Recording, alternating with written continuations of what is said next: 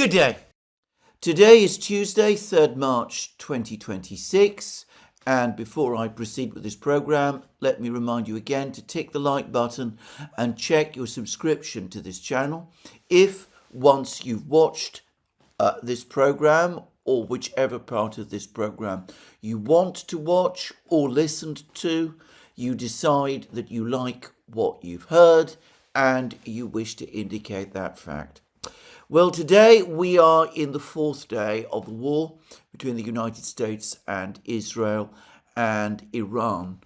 And I will begin by saying that the most important thing in this war up to now is what has not happened. We have not seen demonstrations and protests in Iran against the government there. We have not seen signs that Iranian society is fracturing in the way that I suspect many people anticipated. And above all, we've seen no evidence of the dissent amongst sections of the Iranian military, no signs of defections, no signs of military units assembling and moving towards the capital to take control. We've seen no evidence of this taking place, despite information that we had from the US journalist Seymour Hersh that there were contacts between the US and Israeli intelligence agencies and top Iranian military officials. And despite the fact that John Bolton, Donald Trump's arch neocon, national security advisor, also said that in order for this operation to succeed against Iran, defections from the military are needed. And, well, to repeat again what I've said many times, this is a war of attrition now, a war of endurance. If Iran is able to keep fighting, if it is able to keep resisting, if it is able to preserve intact its political and governmental system, then eventually Iran wins. Iran wins not on the battlefield. It is not in a position to defeat the armies and air forces and navies of Israel and the United States. Iran wins by surviving. In fact, its approach to war is very similar to the one that Henry Kissinger, Richard Nixon's Secretary of State and National Security Advisor, once attributed to the North Vietnamese. If the North Vietnamese do not lose, they win.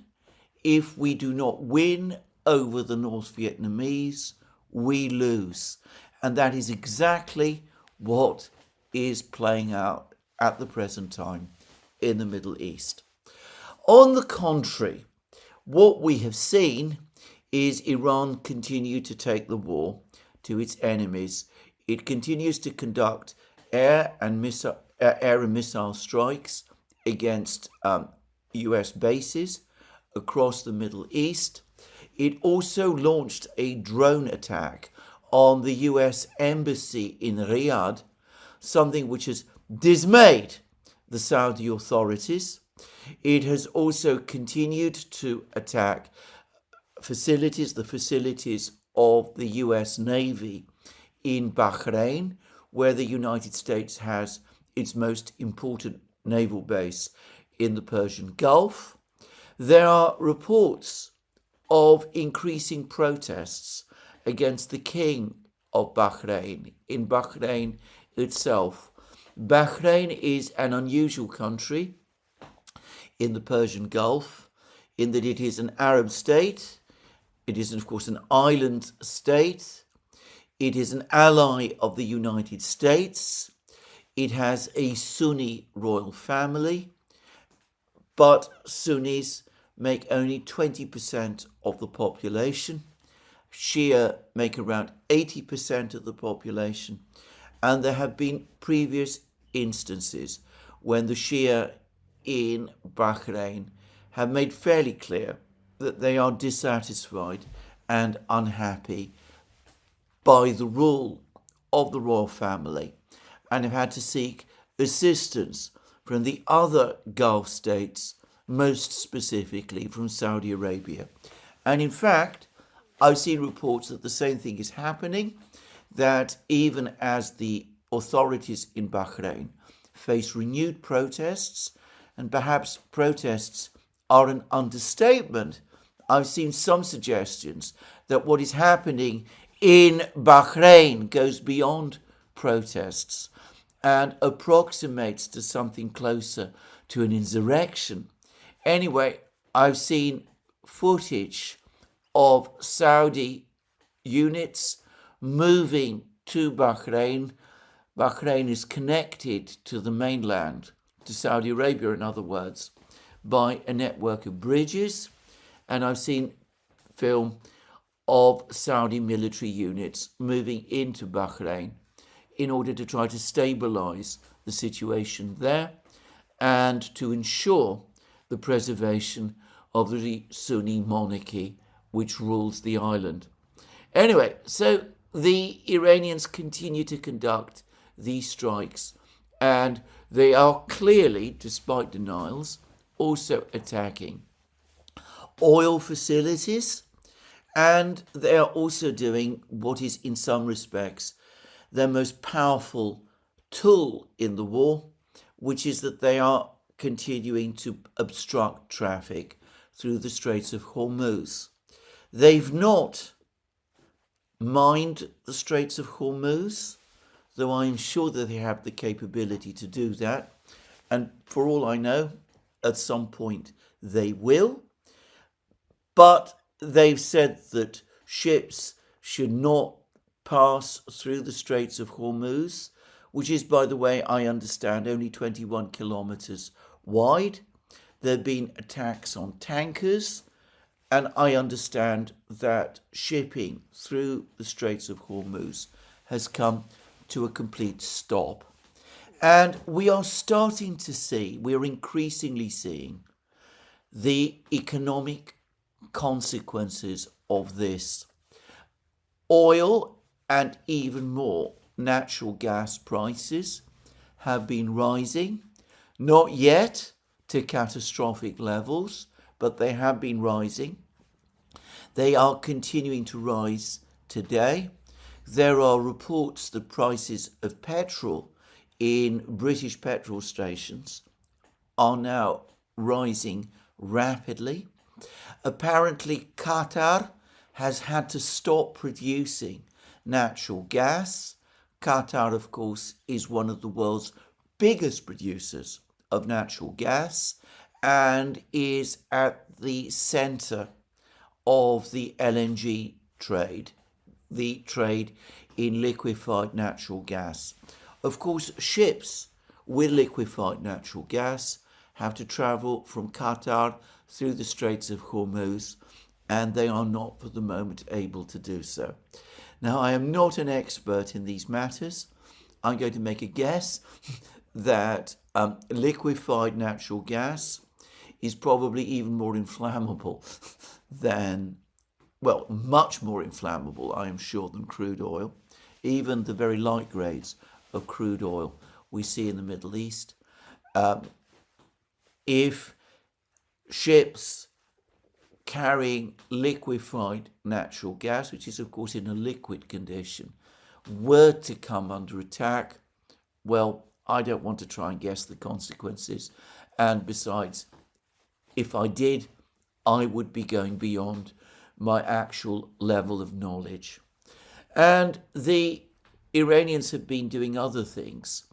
Yesterday, I discussed the shooting down, allegedly, or at least reportedly, by friendly fire of 3 US F-15 fighter jets in Kuwait.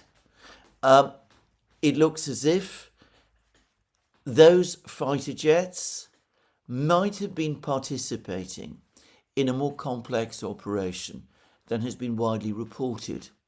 Because Jim Webb, a former US military officer, someone who, at the time when Robert Kennedy Jr. was a presidential candidate in the 2024 election, was his national security advisor, somebody who I have consistently found to be one of the most level-headed and insightful and intelligent commentators on military affairs, someone who we were also privileged on a number of occasions to have as a guest on the Duran.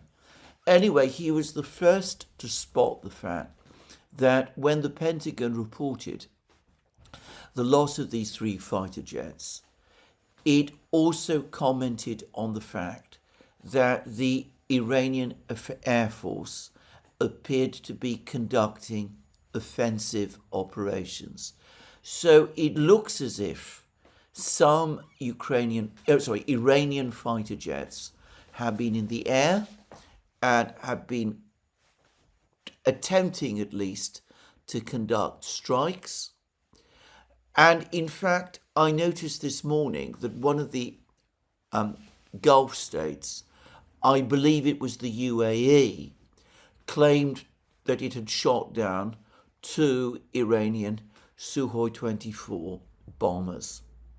Now, some people are jumping to the conclusion that this must mean that Iran has obtained fighter jets recently from Russia. And there are reports that Iranian MiG-29 fighter jets have been in the sky. I think this would be a premature assumption. The Russians have indisputably supplied Iran with 8 Mi-28 helicopter gunships that are in some ways similar to the American Apache helicopter gunships. And there are indisputable reports that the Russians have supplied Yak-30 trainer aircraft to Iran. These are subsonic aircraft. They're not capable of supersonic speeds. The Russian Air Force uses them purely as training aircraft, but they can be used for ground attack missions. But I understand that only 2 of these aircraft have been supplied. The Russians did offer Iran MiG-29 fighter jets, as I remember, some years ago, but Iran rejected them, holding out for the much more advanced Sukhoi 35s, which, by the way, the Russians did agree to supply. But it's also worth remembering that Iran received a number of former Iraqi Air Force MiG-29s way back in 1991, when, in advance of the first Gulf War between Iraq and the United States, Saddam Hussein, without first gaining Iran's agreement, transferred many of his most advanced fighter jets to Iraq. So it may be that whatever MiG-29s are currently flying in the Iranian Air Force now are these old MiG-29s that previously belonged to Iraq and which Iran received indirectly from Iraq during the 1990-1991 conflict. And I am guessing that this is true of the 2 Sukhoi 24s, which, as I said, one of the Gulf states claims to have successfully shot down. But it is nonetheless remarkable and very indicative that there do seem to be reports, confirmation, that Iran's Air Force is functioning. It is not very large. It probably does not have many advanced aircraft. Apparently, the pilots are well trained and skilled, but there's a limit to what they can do. But anyway, they are apparently up there in the sky doing whatever it is that they can.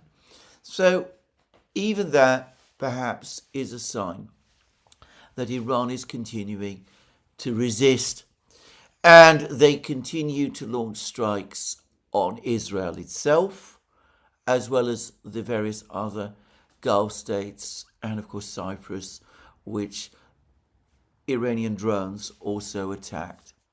Incidentally, on this issue of Iran receiving support from China and Russia, there is a photograph circulating of an Iranian Shahed drone, which supposedly was carrying a Russian manufactured terminal that was enabling Iran to receive data by piggybacking on the American Starlink system. That photo, I don't know who produced it, it was supposed to have been collected or made in Cyprus from a drone that struck one of the British bases there. Anyway, that photo is, I believe, a fake, or rather the photo itself is not a fake, but it is simply a photo taken earlier from debris of a Russian drone shot down in Ukraine.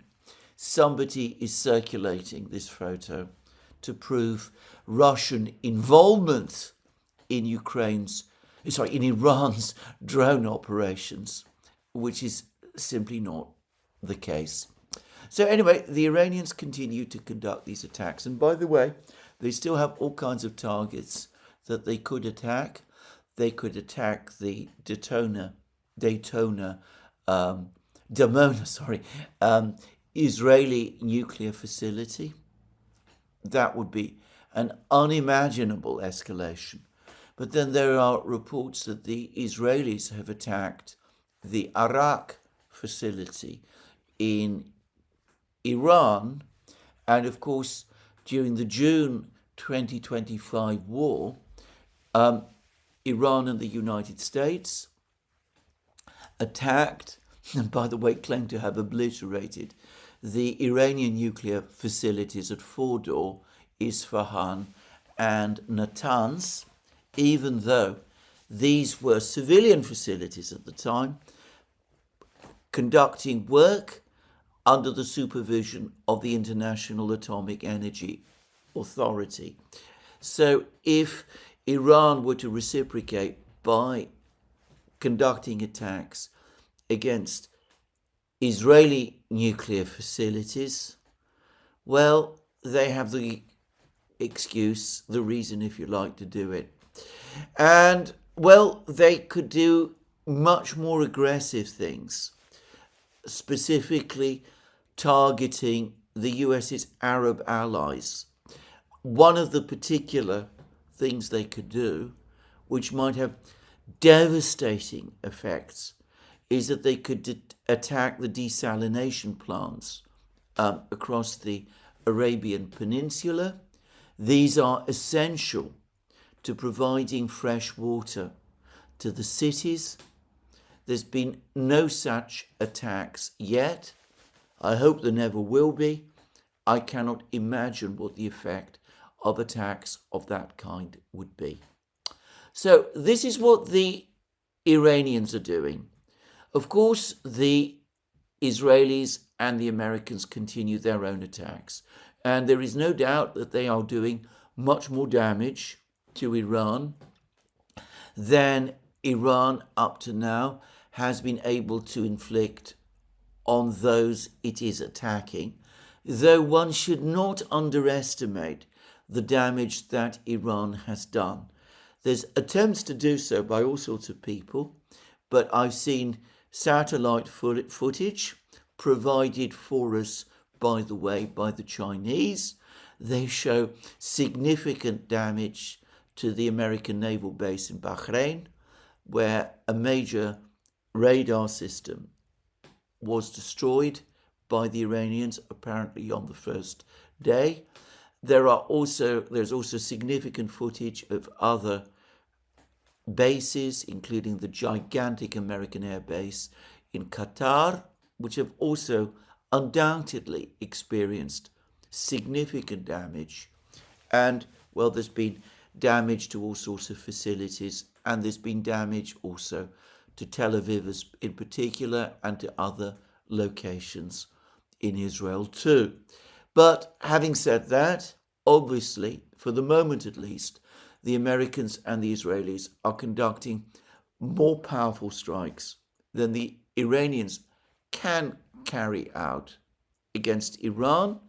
So far, from what I can see, but then it's likely I'm getting a very incomplete picture. The major targets have been located in central Tehran, where I would have thought the Iranians have removed their key personnel from, just to say. But it looks as if several Iranian warships, including 2 frigates, have been destroyed and sunk, and that extensive damage in that way has been done. But the key thing always to remember is this: Iran, an enormous country of 90 million people with a huge industrial base, a huge and diverse industrial base that extends right across Iran's enormous territory, can absorb a huge amount of battle damage, whereas Israel, a small country, small territorially, and in terms of its population, with very concentrated industries located in a small area, cannot absorb the same levels of damage to the same degree. Now, all of this leads me to the various extraordinary flood of statements that we've been having from the United States over the last 24 hours. Because we're starting to get more and more reports in the Wall Street Journal, reports in Bloomberg, including this morning, that air defense systems and precision-guided systems that form the US and Israeli arsenals are starting to run down. And this provoked an extraordinary message on Truth Social by President Trump. He said that there was no truth to these reports. He said that the United States is abundantly supplied with high-end and middle-end weapons. I'm not sure what he means by that, by the way. What exactly does that mean? What are the high-end and middle-end weapons that he's talking about? But he says that there's no shortages of these, except perhaps that there are shortages after all, because further down he also complains that sleepy Joe Biden supplied an excessive amount of these very weapons to the man that President Trump now calls P.T. Barnum. P.T. Barnum was, of course, the circus manager in the late 19th and early 20th century in the United States. The President, Donald Trump, meets Zelensky, Ukraine in other words, and that has supposedly caused problems, but never fear, because President Trump built up the US armed forces during his first term, and he's busy doing it again, and there's no real reason for concern, no grounds for concern. And all suggestions that the United States is running out of weapons are untrue. Anyway, that is what Donald Trump says. Of course, he says lots of other different things. He says that the entire Iranian leadership has been wiped out, which begs the question then of who exactly is leading Iran as it continues to fight back. He says that all Iranian air and sea and land forces have been effectively eliminated, which again begs the question of how Iran is fighting. He continues to say that he expects this all to be over within 3 to 4 weeks, but in a unfortunate echo of certain things that Joe Biden and Tony Blinken and Jake Sullivan used to say about Ukraine, he said that the United States will continue fighting Iran for as long as it takes. He's been saying this morning that the Iranians want a deal, but it's too late. The Iranians, in fact, as I discussed in my program yesterday, Ali Larijani, the man who seems to be coordinating Iran's military effort, said quite clearly yesterday that Iran is rejecting all proposals for negotiations and for ceasefires. And of course, it makes logical sense for Iran to do so at the present time. Anyway, President Trump is saying all of these things. And of course, I remember that after the June war, he said that Iran's nuclear program had been entirely obliterated, though he in effect now is telling us something completely different. And in summary, I don't myself think that he has much credibility anymore about the various claims that he is making. And, well, this morning I read several reports that say that the Gulf states are running short of air defense interceptors. There was a furious denial of this claim by the government of the United Arab Emirates. They say that they are fully stocked up with air defense missiles. I have to say that the statement was so vehement that it reminded me of that British expression of protesting too much. Anyway, there are reports that all of the Gulf states are starting to run short of air defense missile interceptors, that they have been pleading with the United States to supply them with replacements. They've been coming up against the problem that the United States has no air defense missile interceptors to share, that they've been told that the United States cannot for the moment help with this matter, and that the United States is having to keep back whatever air defense missile interceptors it has for itself. It's having to keep them back to protect the most important Middle East country as far as the United States is concerned, which is of course Israel, and to provide protection to its own forces. And apparently there is hand-wringing and anguish about all of this from the Gulf states, and there are also reports that because of the crisis in air defense systems, air defense missile systems, the United States is now having to turn and consider transferring its systems from South Korea, the THAAD and Patriot missile systems that were located there, in what, by the way, the Chinese saw as a major provocation, but that these are going to also have to be transferred to the Middle East, and that the United States is cannibalizing whatever stockpiles of systems around the world that it can. It is also putting pressure on its European allies also to come to the rescue. I noticed, for example, that Greece has transferred its Patriot missiles to Cyprus, where there have been attacks on the British bases.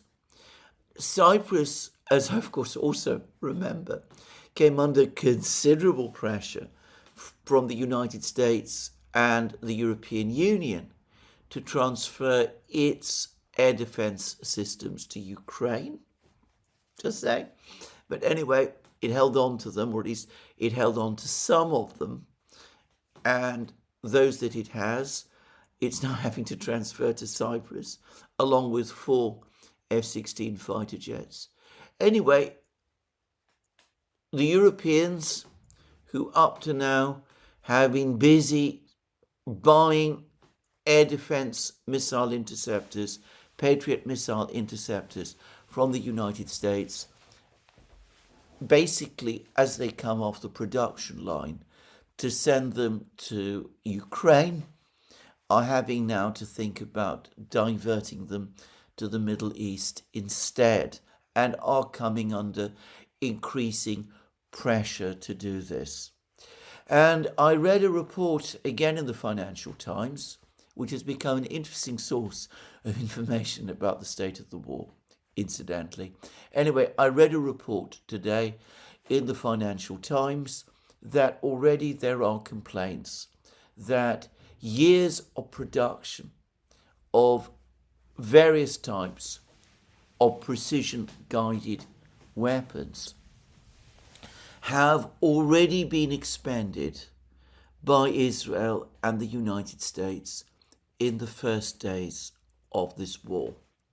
We are talking, to repeat again, about an enormous country, Iran, with a complex and challenging geography, very high mountains, large forested areas, places where things can be hidden, and also a country with a big population and many, many cities.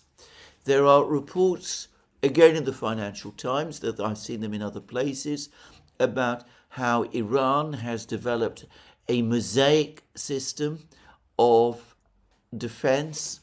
In other words, local Iranian regional commanders have been granted very wide levels of autonomy to conduct operations by themselves, or providing Iran with high levels of redundancy and resiliency, and meaning that an attack on one part of the Iranian defense system does not immediately cause the collapse of another part. So the challenge to keep attacking, to maintain the kind of tempo of operations across Iran, is enormous. And, well, I have to say, given everything that I've heard, both before the war and during the Ukraine war, about US equipment difficulties, I place far more weight on the various reports of shortages than I do in the assurances that the President himself and his officials continue to give us. And interestingly, I also noticed that even as the President assures us that the United States can keep going with this AROC campaign for as long as it takes, basically, as I said, an unfortunate use of language, not used by the President himself, but something like that now being used by some of his officials. The US Defense Secretary, Pete Hegseth, is not ruling out boots on the ground, and we should be clear that that means American troops participating in some kind of ground operation against Iran. And the President himself talking in the same way. I think even Trump and Hegseth understand that for the American public, that would be going much too far.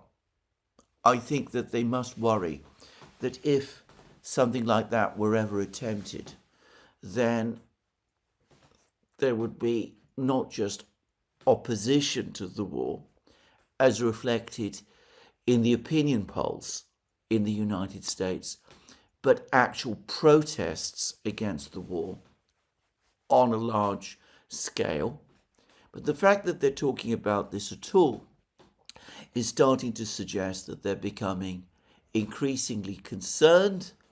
And there was a report yesterday that the President, Donald Trump himself, is conducting what we're told are confidential or secret or private or discreet conversations. How can they be any of these things when, as I said, they're being reported in the media with various leaders of Iraqi Kurdish militia groups to see whether they might be interested in participating in any military action against Iran? So I've provided a general overview of the state of the conflict, the military state of the conflict as of this moment. To reiterate again, all Iran needs to do is to keep the war going.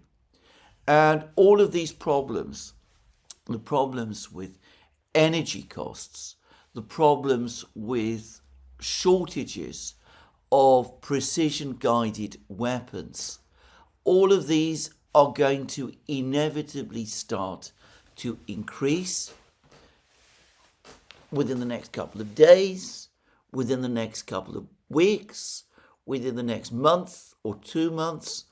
I cannot say, obviously, exactly. But the Iranians need to be able to keep... What the Iranians need to do is to keep going. And, well, maybe some of the Iraqi Kurdish militia might want to try something very risky against Iran, given that the United States recently abandoned the Kurdish militias in Syria. I wonder why the Kurdish militia in Iraq would agree to be used in this way, but then, of course, people do strange things, and no doubt there's money being offered and all of those kind of inducements. But anyway, bar something exceptional like that, bar some uprising within Iran itself, of which, to reiterate again, so far there is no sign, bar some significant defections by the Iranian military. The way this conflict is shaping up suggests a debacle. Debacle, perhaps too kind a word. A geopolitical disaster might turn out to be more accurate.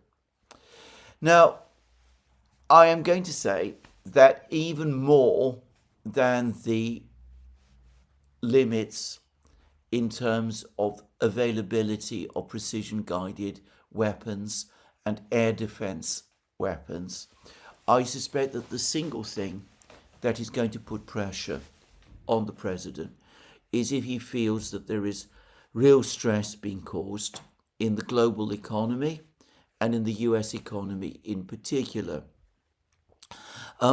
Oil and gas prices are rising. For the moment, the more visible pressure of this is in Europe, and if this continues for much longer, that pressure is going to intensify to a very significant degree.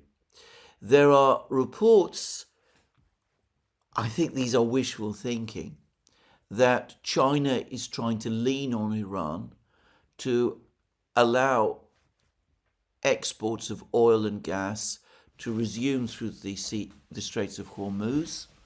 This report, I believe, has appeared in Bloomberg. The Chinese Foreign Minister, Wang Yi, has spoken to the Iranian Foreign Minister, appearing to give full support for Iran. And I read a ferocious editorial about the Israeli-American attack on Iran in Global Times, which is, as I've discussed many times, a semi-official newspaper published by the People's Daily, which is the official newspaper of the Communist Party of China. So I don't get the sense that the Chinese are putting much leverage, are putting much pressure on Iran at all at the moment. Just saying. But I read that some American financial institutions are assessing that if oil traffic through the Straits of Hormuz does not restart within 25 days, 3 weeks, just over 3 weeks in other words, then we could well be in a global energy crisis. And that will, of course, inevitably put enormous pressure on the president and his officials. There's also reports this morning in the Financial Times that bond prices, the government bond prices, are falling, that there is an avoidance within the financial markets of US treasuries, which is extraordinary. Nearly in every crisis of this kind, stretching back as far as I can remember, when there is a crisis like this, the international investment community rushes into US treasuries, which is seen as the safe haven. This doesn't seem to be the case anymore.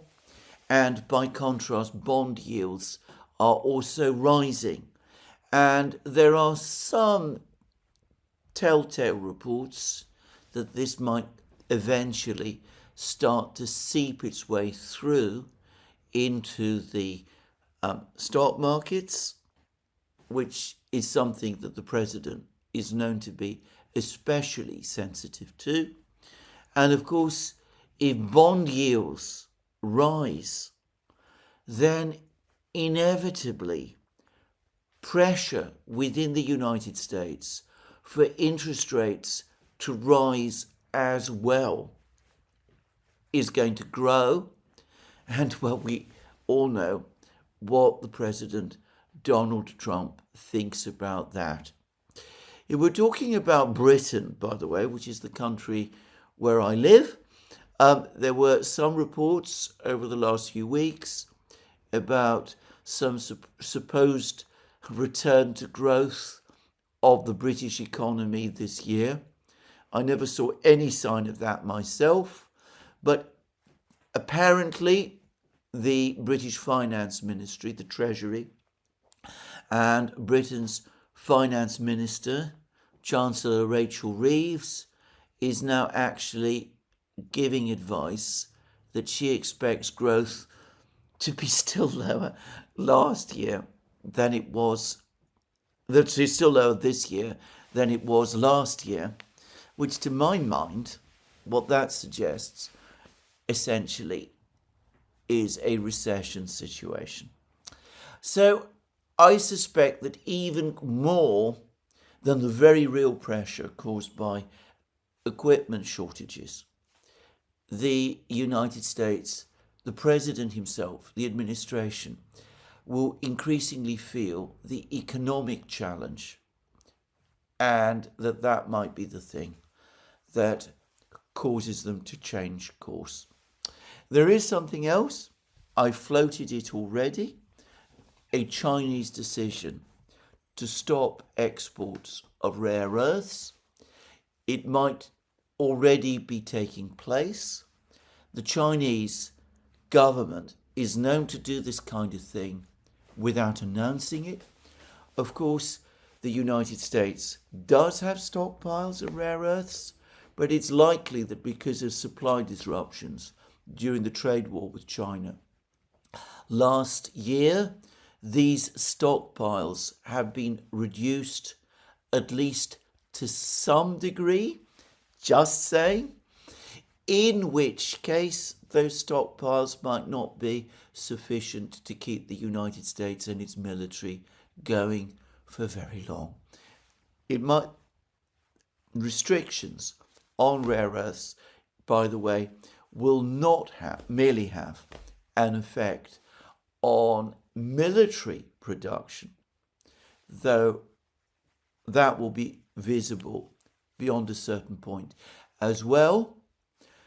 They will affect the civilian economy also.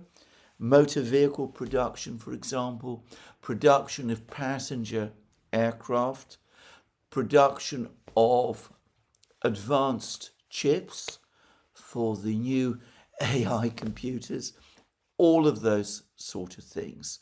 And of course, if the war continues and supply of rare earths from China are not coming through, then in order to keep the United States in the game against Iran, there might be pressure within the United States to start drawing on whatever stockpiles of rare earths there still are, which were previously allocated or assigned to the civilian economy.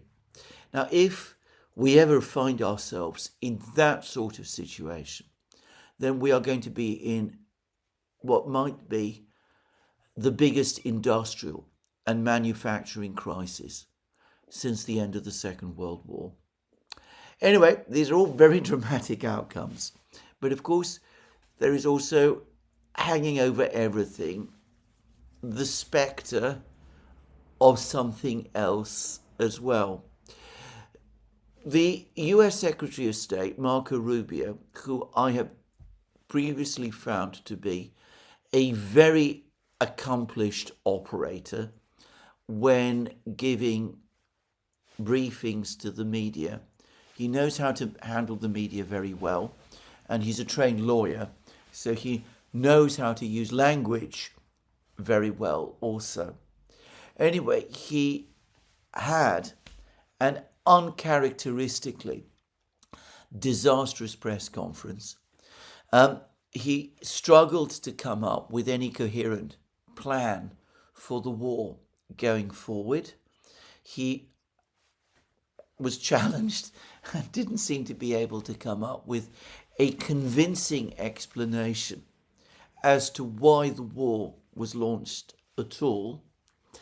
There continues to be this drumbeat of claims from members of the administration, contradicted, by the way, by officials from within the Pentagon, that the United States and Israel were acted to preempt an Iranian attack,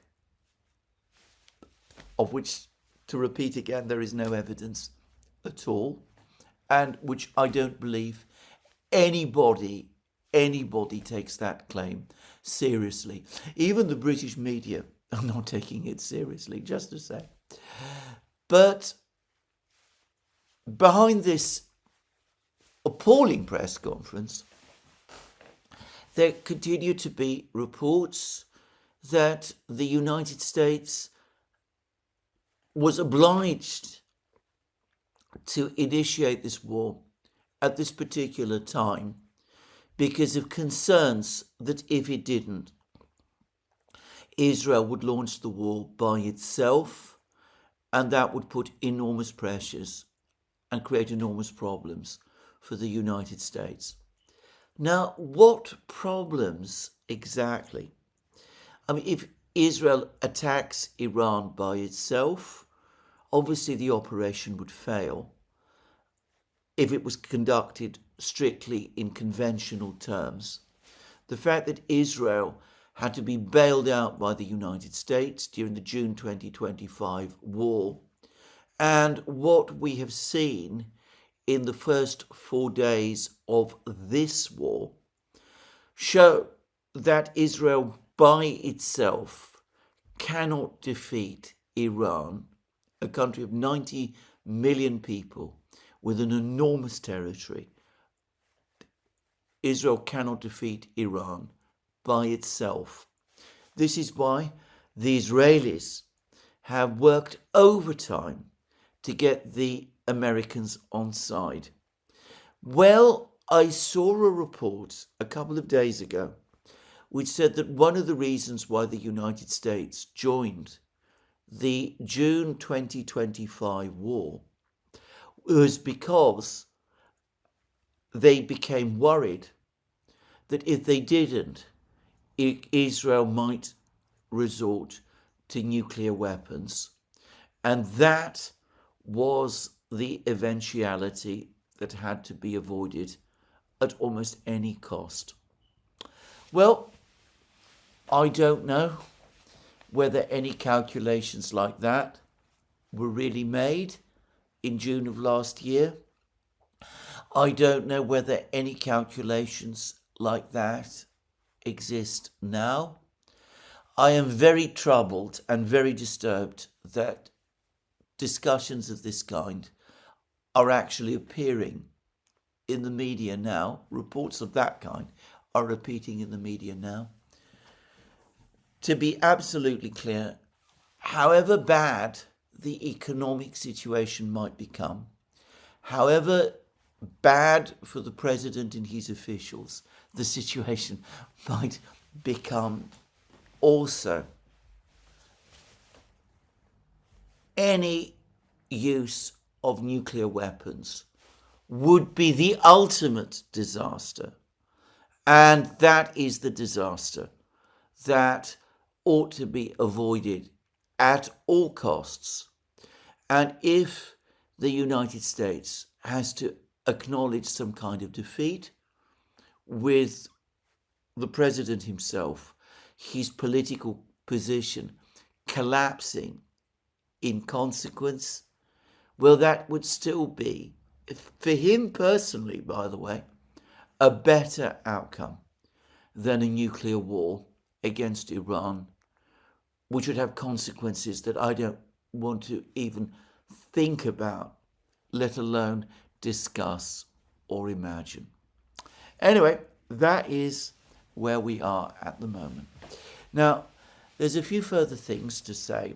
A lot of people have discussed a red mark that has appeared on the side of the president's neck.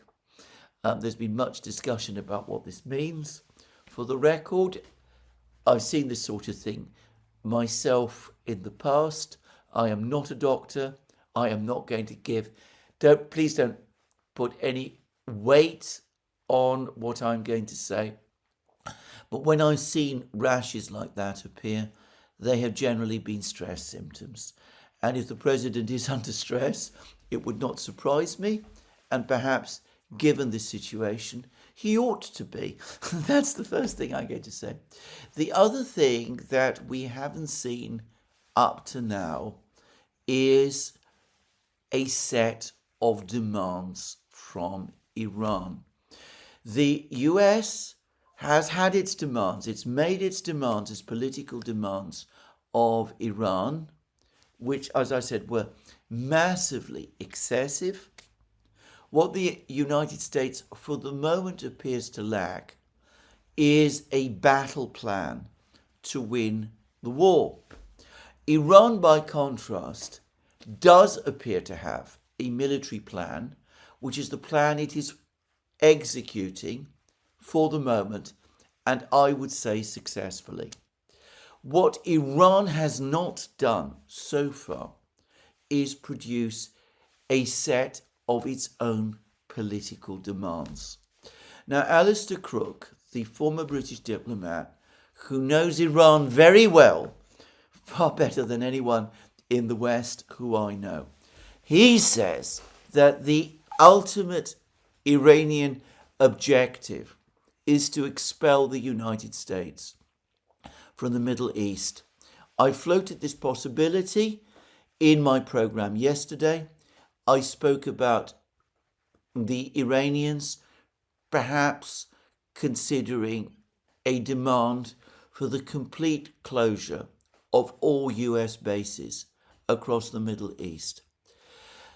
For the United States to agree to something like that would be a defeat of almost unimaginable dimensions.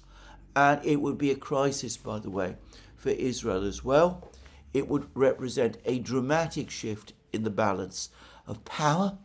Any illusions that the United States were still the world's most powerful superpower would be shattered, and shattered forever, if the United States were obliged to agree to something like this. If that is the Iranian objective, then it is perhaps just as well that they have not yet announced it. Probably the Iranian plan is to wear down the United States as far as possible, and only then start to work towards making demands like that. That would be, again, an intelligent and coherent Iranian strategy. But one has to also say this: there has continued to be extraordinary negligence on the Iranian side. Now, there was a long article yesterday in the Financial Times about how Israel and the United States managed successfully to assassinate Iran's supreme leader, Ali Khamenei. Now, there's been a lot of speculation, a lot of discussion that Khamenei himself set himself up for assassination, that he, in effect, embraced martyrdom. And there is no doubt about the fact that Khamenei has spoken about his willingness to embrace martyrdom. I've seen film of him making exactly that statement, and it appears to be recent film.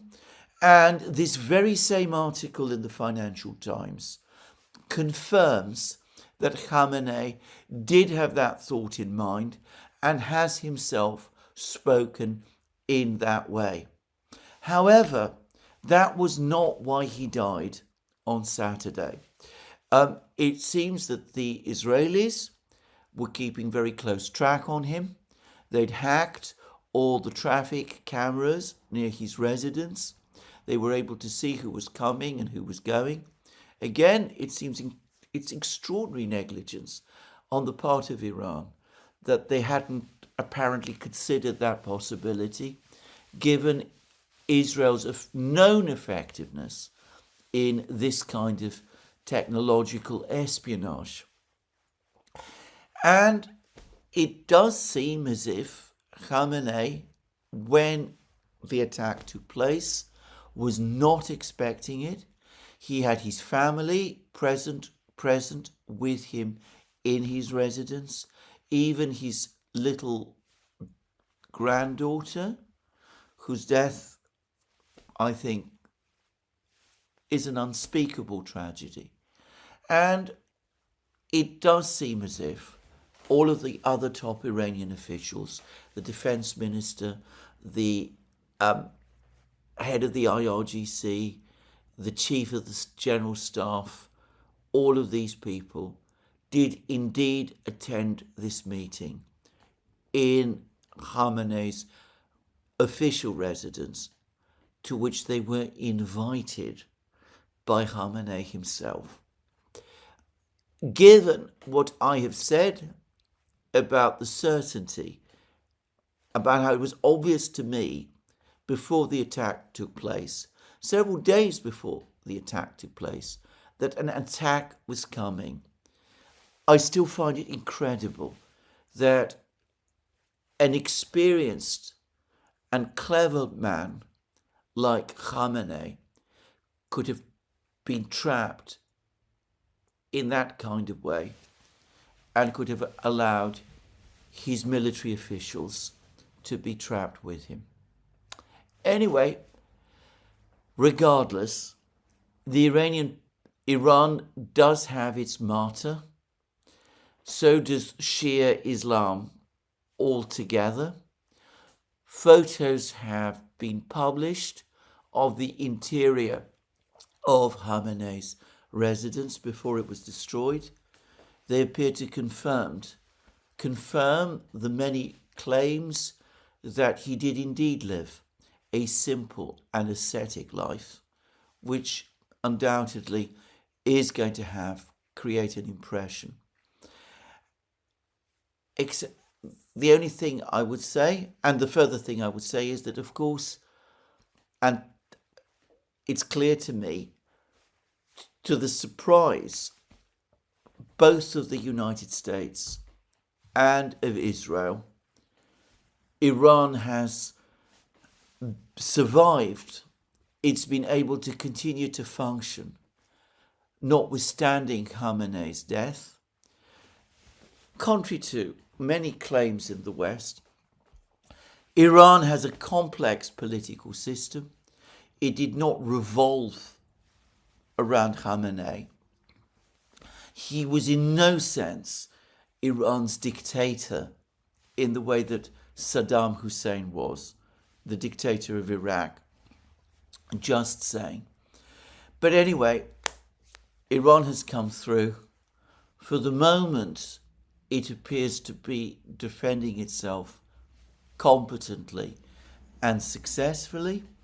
It seems other reports that the interim supreme leader has been killed were untrue. There are uncertainties about whether the former president Ahmadinejad was killed. There are contradictory reports about him. I don't even know, by the way, why, given that he's not played a significant role in Iranian politics for many years, why he was a target at all, but never mind. But anyway, for the moment at least, Iran has overcome whatever crisis there might have been following Khamenei's death, and it is fighting successfully. But it is still remarkable that he was assassinated in the way that he was at all. Now, let's now turn to the other big players. Lavrov and Wang Yi, the foreign ministers of China and Russia, have had a conversation, and they're clearly working together and coordinating their positions. The Russians have reminded everybody that BRICS is not a military alliance, which is absolutely true, but they have already referred to the attack on Iran as an act of aggression. The Gulf Arab states clearly see the Russians as major players. I spoke yesterday about how all of them, not so far Kuwait, but Qatar, the UAE, and maybe Kuwait as well, did indeed contact Putin over the previous hours, over the previous day. Later, Putin had a call with MBS, the Crown Prince of Saudi Arabia, and the Prime Minister of Saudi Arabia as well, Saudi Arabia's de facto ruler.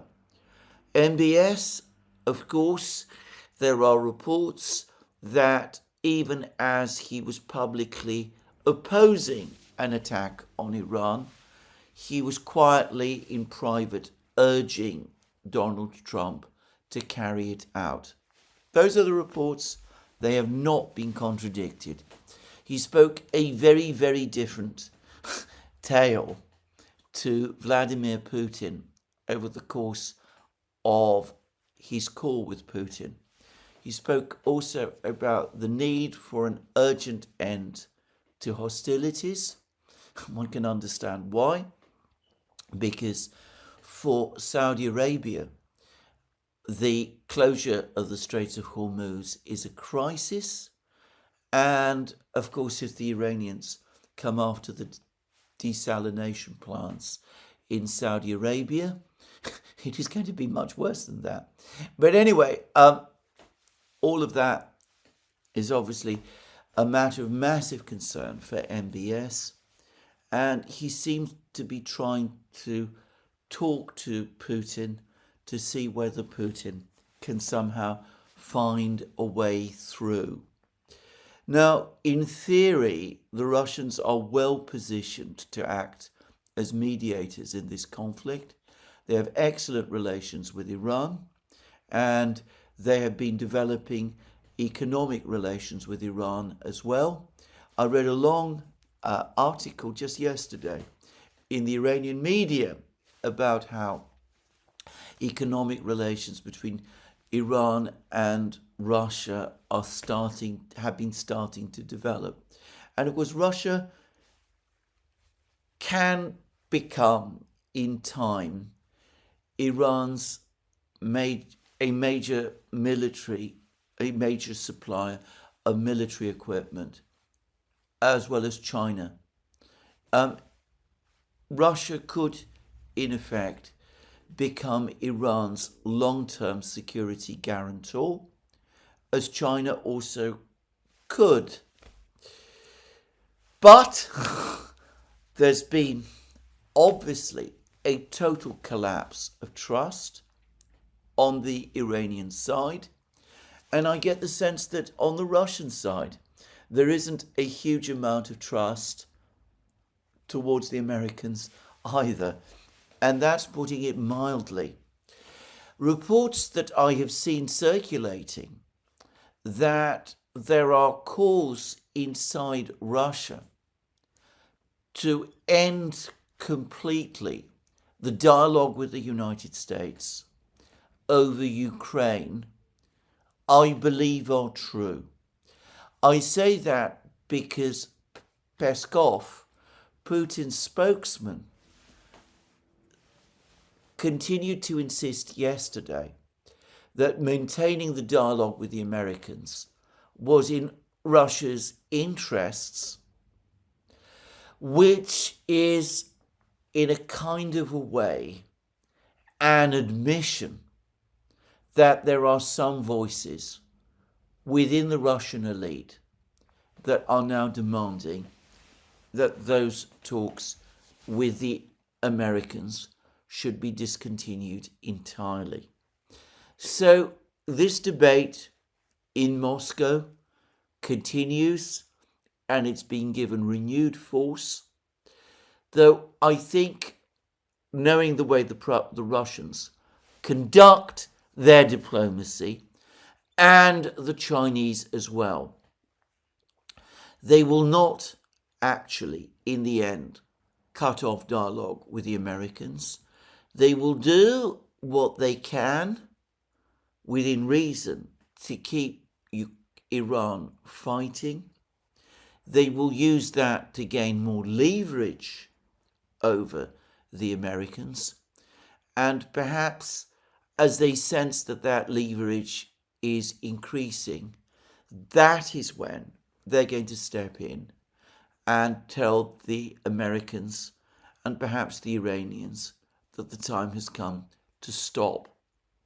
I am not saying that that strategy is going to succeed. Iran, for example, has shown that it is absolutely its own agent in these matters. But I suspect that that is what the Russians and the Chinese, for the moment, are proposing to do. In the meantime, the Russians are, of course, perfectly aware that this equipment crisis that the Americans are now facing in the Middle East plays overwhelmingly to their advantage on the battlefields of Ukraine. And there are lots of reports that there is going to be another big Russian combined drone and missile strike against Ukraine within the next 48 hours. Of course, with all the air defense missile interceptors now being transferred to the Middle East, and with Donald Trump calling Zelensky P.T. Barnum, what ability will Ukraine before long have to shoot down these missiles and drones? By the way, on that topic, as I understand it, this laser system, this experimental laser that the Americans have deployed in northern Israel, has some effectiveness against drones, but no significant effectiveness against missiles. It is primarily an anti-drone weapon. Just saying. That's what I've heard. Anyway, I'm not going to get into a discussion of this. If anybody knows otherwise, they are welcome to tell me about it. But anyway, that is the military. That is something that the Russians are aware of. They made further big inroads in Ukraine over the last few days. But even the Ukrainians are now acknowledging that after the mud season, the period of the Rasputitsa, ends at the end of March and the beginning of April, the big Russian summer offensive of 2026 in Ukraine will begin. And Ukraine, short of men on the front lines, short of equipment already, unable to get more equipment from the United States, which is far and away the most important equipment provider, because the Americans aren't able to sell equipment to the Europeans anymore, because what equipment they do produce is going to the Middle East. The Americans will not be in a position to help them through the offensive that is coming in the summer. So far, there is no word of further negotiations between Russia, Ukraine, and the